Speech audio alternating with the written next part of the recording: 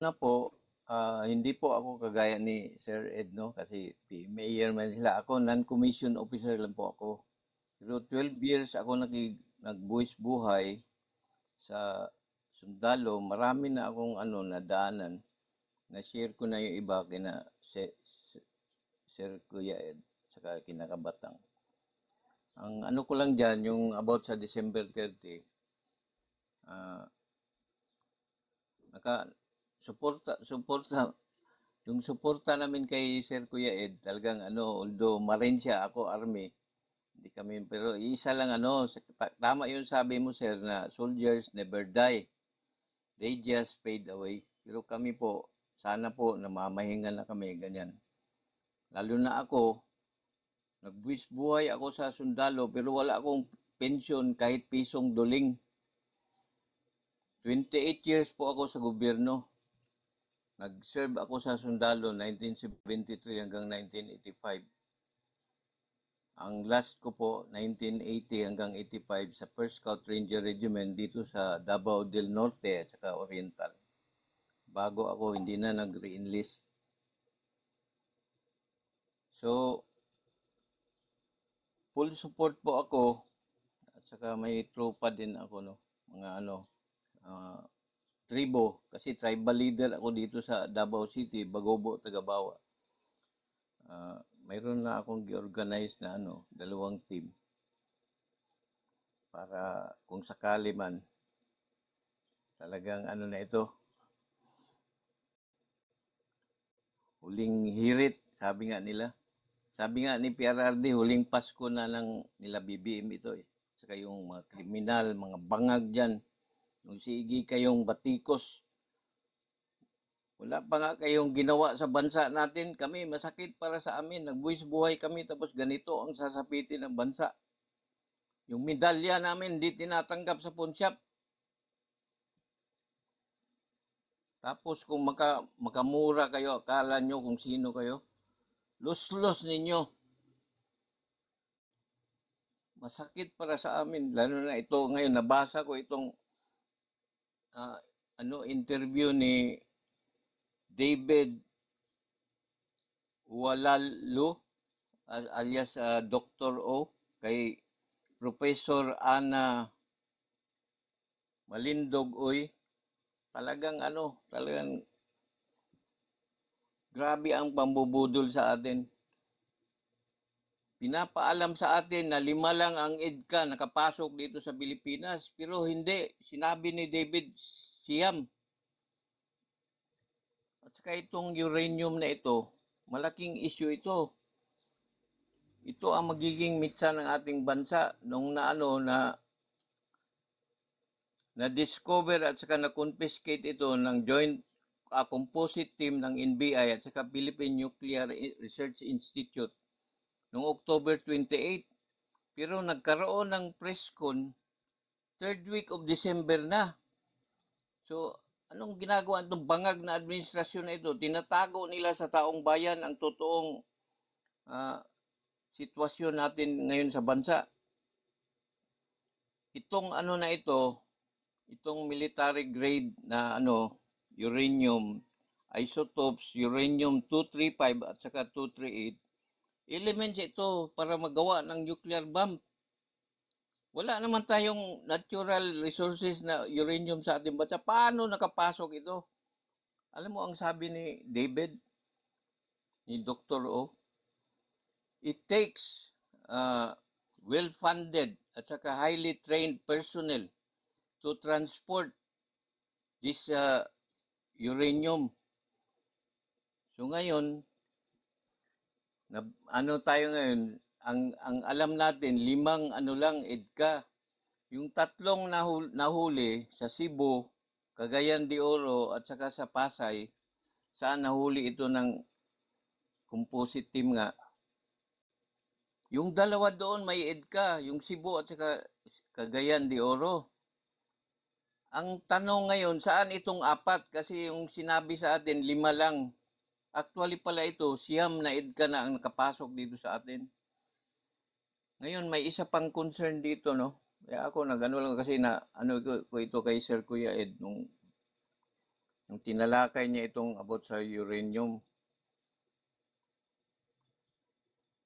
Sa ano pala, Northern Luzon, mayroon nang naka-install doon na mga missile. Itong AFP natin, inviting trouble. Kaya ang China at saka Russia, galit na galit sa atin ngayon. Posible tayong targetin anytime ang bansang Pilipinas. Dahil dito sa missile na nag-ano sila 200 miles, 200 nautical miles radius. So, 200. Oh, basta yun ang naano ko doon kay David no nung nag-usap sila ni Professor. So ganun. In fact, ang standard ano lang daw nautical miles ng missile sa isang bansa is 20. So ngayon na medyo apprehensive yung Russia at saka China kasi parang doon nakaano ba. So in short, parang ginamit tayo ng US, no? Masaklap kung mangyari sa atin yung nangyari sa Ukraine. Kawawa yung mga bata, yung mga inosenteng sibilyan. Hindi kagaya namin kay ano na kami parang paalis na kami dito sa mundo. So, talagang kung pwede nga lang mag-organize ng suicide bomber. Talagang masakit para sa amin talaga. Lalo na itong mga trolls, nababasa ko yung mga Pero wala man kayong jewels, huling Pasko na niyo ito. Tandaan nyo. Huling Pasko, maswerte na kayo, abutan kayo ng bagong taon. Oh, ito po yung balbas ko.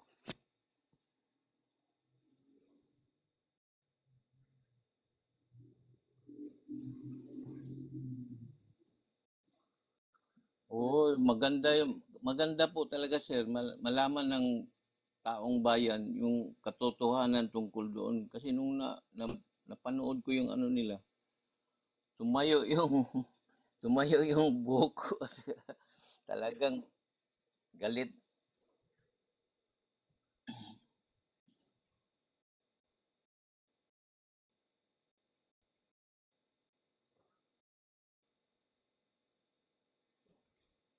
Eh, oo.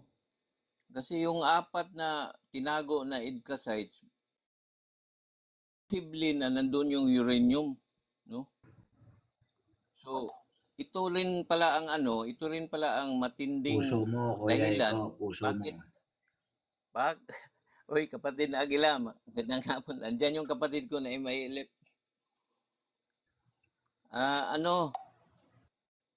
Nawala tuloy ako. Kapatid, hindi, kaya po yung mga trolls na yan, makinig kayo. Magbuwis buhay muna kayo bago kayo magkomentaryo ng ganyan. Hindi madali yung pinagdaanan namin, lalo na ako, nagbuwis buhay ako. Wala akong pensyon maski piso. Ang tinatanggap ko ngayon, social pension ng indigent senior citizen. Pero sa edad kong ito, 72 na ako, in God's grace, wala akong maintenance. Ang BP ko 120/80. Baka kayo after December 30, baka Mashallah. atakihin kayo ng puso. Oh, challenge ko kayo. Yan ang gusto Yung ko sa'yo. mga ano Yan dyan. ang gusto ko sa'yo. Oh, Matikas. kaya kasi natanggal yung tatlong top ranking boss namin, regional manager, assistant regional manager at saka admin, puro abogado. Sabi ko, is this the price I get for being loyal to the service? Dapat nga bigyan ninyo ako ng award. Pero gi-blacklisted pa ninyo ako. Kaya ako po nung 2004 ay bumabati sa kapatiran ng Agilion, then sa Vloggers Alliance of the Philippines, then sa makabagong alyansa ng bansa sa isang salita. At Ito po ay huli ko na pong sasabihin. Ipinababatid po ng kapatiran ng makabagong katipunero ng bayan in alliance po sa KKK ang aming aksyon. And also regard to the men and women of the AFP officers and the associations of the general. Kuya Kiko, sa lahat ng pagkakataon at panahon na tayo ay nag-uusap, ay lagi nating binapalangkas ang hindi balancing sitwasyon at ang mga programang puro mga palusot at paikot-ikot lamang na nakikita natin na ang katotohanan ay para lamang maguluhan ang taong bayan sa kung ano ang totoo ng kanilang mga plano at pagtatrato sa atin. Enough is enough, Mr. President. Again, sasabihin po ni Kuya Ed, sa larangan po ng kapatiran, samahan, organisasyon at fraternal, tatapusin po namin ang inyong maliligayang araw. Kapag pinirmahan mo ang hindi balancing pagpapatibay ng budget sa 2025, that is now the signal. You have to bakit. Wala na pong maraming usapan dito sapagkat sawan-sawa na po kami sa inyo pong mga sarswelang palabas kung paano nyo po lukuhin ang taong bayan. Nandito po kami para tanuran at pangalagaan ang kapakanan ng taong bayan at ng aming mga mahal sa buhay. Alam nyo o binawasan nyo ng budget ang development o armed programs para sa AFP. Ano na lamang ang lakas na gagamitin namin sa likod nila? Ano na lamang ang lakas natin para ipagtanggol ang taong bayan kung kayo mismo at nanggagaling sa inyo ang mga salitang hindi kami karapat-dapat na ma-develop. Kayo lang o tayo lang bansa na to ang hindi nagbibigay-pugay sa kapakanan at kakayanan ng sandatahang lakas. Sobra na ang inyong pambabastos. Sobra na ang inyong ginagawa. Inuulit namin. At para malaman ng taong bayan, when you sign that budget in accordance to the budget of 2025, and you did not ratify it in the favor of the needs of our people, this is your last day. Sanabagan. You have to vacate your place. You have to vacate your area. You have to vacate Malacanang. Kaya kung hindi, ano't ano man mangyari kahit kami mamatay, ihanay mo man kami sa EDSA, patuloy at patuloy kami. Dahil ang dambuhalang kilusan na nasa likod na hindi mo alam ay patuloy pong gagalaw sa kapakanan po ng taong bayan. Ang Reform Armed Forces Movement na siyang may idea, the Class of 71, who kicked your father outside the Malacanang, is the one who signed and figures behind me. Ang revolusyonaryong alyansang makabansa o ang RAM. Together with this is the true Magdalo who kicked also the name of goddamn Trillanes. And then today, amin pong ibubuwis ang aming buhay sa kapakanan po ng taong bayan. The day will come, gaya nga ng sinasabi ni Mr. o ni upper class o ni senior, the day will come and the time will tell. At time na yan ay ang December 30. Babasagin ko na ang silent namin o ang pagiging katahimikan namin. And also, I will tell you again, the Fraternal Eagle of the Philippines, which had been member and you used before the election of May 2021. Usang alaw mo, ang lakas mong magsalita, ang lakas ng tama mong sabihin mo na iko-comply mo ang kapakanan ng taong bayan dahil sa suporta ng Fraternal Eagle. Nasaan na? Kaya maraming pipisa sa'yo at siguraduhin mo lang na hindi ka tumapak sa paa sa lupa, kaya kundi sasagasaan ka namin. Ang oras namin ay nagingit-ngit, pakinggan mo to. BBM na bangag, pakinggan mo to. Sawan-sawa na kami at ang oras namin ay inaantay na. Patunayan mo ang gilas mo. patunayan nyo, pati ni Buhaya at kayo ng mga MPA sa Congress. Mag-isip-isip kayo dahil tatapusin namin ang inyong mga ligaya. Ako, si Kuya Ed TV, kahit ano pa ang mangyari sa buhay ko, may kaming patuloy na kikilos at kikilos sa inyo. Tatapusin namin ang inyong kaligayahan. Subukan mong pirmahan. Dagdag ito sa iyong mga kasalanan. Ninakaw mo ang ginto ng bayan. Binawasan ninyo sa inyong mga platapormang programa at ngayon ilalagay ninyo. Tandaan mo, anong meron sa likod ng DPWH? Di ba't wala? Lahat kayong angkan ay naandon para linlangin at lukohin nyo kami? At ang inyong panloloko na yan, ang kabayaran ay ngayon na. Ang oras at ang araw ay hindi po namin kayang pigilan. Pero dahil sa taong bayan at sa mahal namin sa buhay, magiging wala kaming saysay. Magiging wala kaming saysay. Tandaan mo yung BBM. Magiging wala kaming saysay kung mananatili kami na susunod sa iyong platapormang may kawalang hiyaan. The time is come, the time is come. Kung ako lang ang masusunod, pusang alaw, kung ako lang, pagkatapos mo kaming linglangin at gamitin, kulang pa ang mukha mong uwi para makatikim ng kamao ko.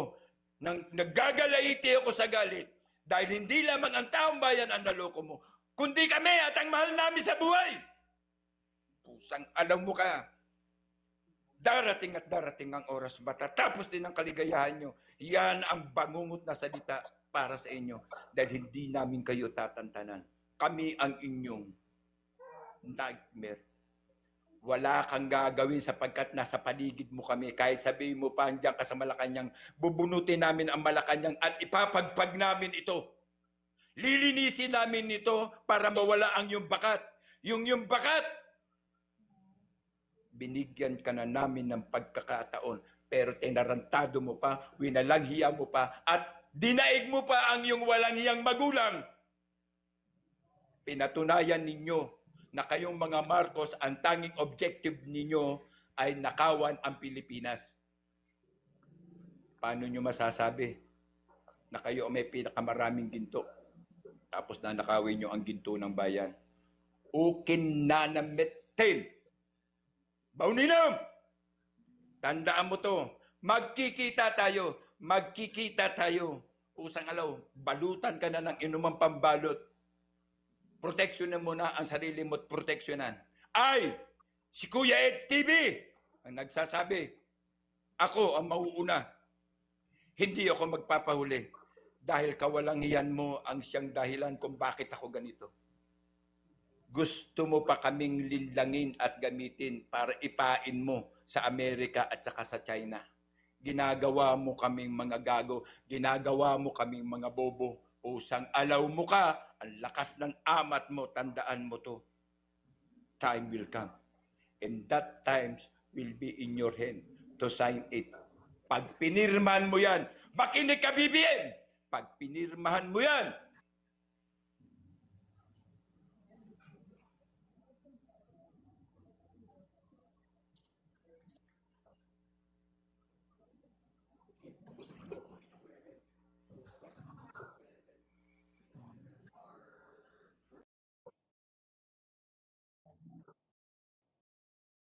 Allahu Akbar. Allahu Akbar. Allahu Akbar. Hintayin nyo. Hintayin nyo. Tulad ng sinasabi ko, hindi ko man ilalabas dito dahil meron po kaming sinusunod na nagiging pinuno.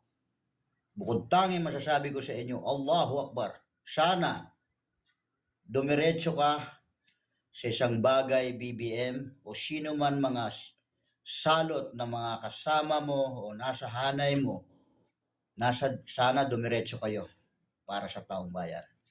Dahil kapag dumiretso kayo sa gusto ninyo, inshallah, darating kayo sa patutunguhan ninyo na kung saan doon kayo madadapa. Kaya good luck sa inyo. Kasama ang mga loyalist support ninyo. Kasama yan. Kaya wag na wag kayong magpapakilala.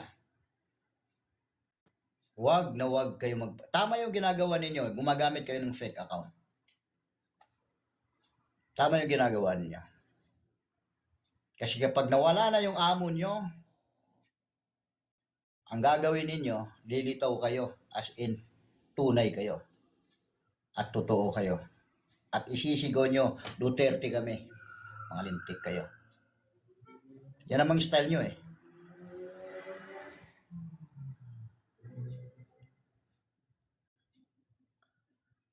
Kaya ako, tulad ng sinasabi ko, pitpitin man ninyo ang bayag ko. Biisa man ninyo ako ng salapi. Hindi nyo ako kaya. Galing na ako sa mga trahedyang ginawa. Galing na ako sa mga critical. Galing na ako sa pananakot sa akin. Galing na ako sa binabantaan ako. Pero hindi nyo ako kayang tinagin. Baka maunahan ko kayo.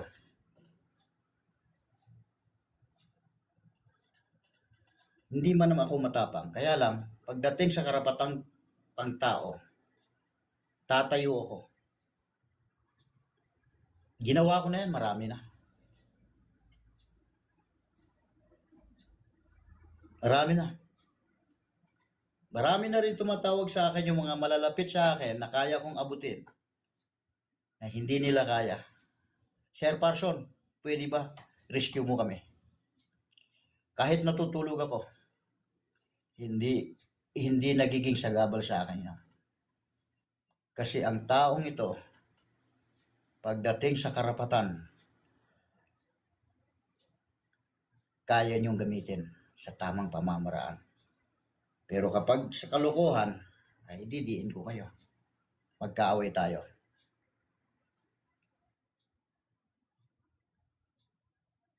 Kaya masasabi ko sa inyo lahat, tayong mga magkakasama rito bilang supporters ng DDS para sa taong bayan, ang masasabi ko,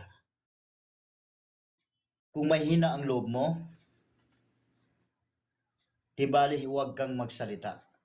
Kaysa magsalita ka, bandang huli, mahuhuli ka at magiging